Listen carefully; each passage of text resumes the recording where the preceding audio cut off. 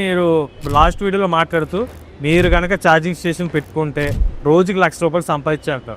నిజంగా అలా తెలిసి ఇప్పుడు అందరూ ఛార్జింగ్ స్టేషన్స్ పెడతారు కదా, అసలు అది ఎలా సాధ్యమవుతుంది? సరే, ఒక ఉదాహరణ చెప్తాను నేను. మీకు ఒక హైవేలో హోటల్ ఉంది. సపోజ్ మీకు ఏలూరులో హోటల్ ఉంది అనుకుందాం. ఇప్పుడు విజయవాడ నుంచి వైజాగ్కి నేను ఎలక్ట్రిక్ బస్సెస్ కి ఛార్జింగ్ స్టేషన్స్ పెడుతున్నా. పొరపాటున అటువంటి ఛార్జింగ్ స్టేషన్ మీ హోటల్ దగ్గర పెట్టాను అనుకుందాం. ఒక్క బస్సులో 50 మంది కస్టమర్స్ ఉంటారు.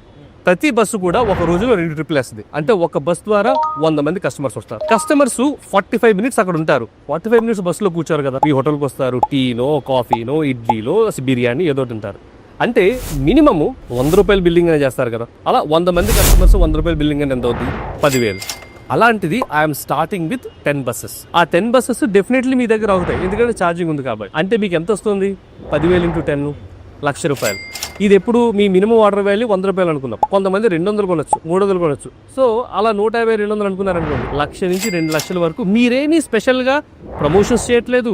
రండి బాబు రండి మా హోటల్కి వచ్చి తినని చెప్పట్లేదు. మీ దగ్గర ఉన్న హోటల్కి క్యాప్టివ్ కస్టమర్స్ని మేమే తీసుకొచ్చి పెడుతున్నాం అప్ప.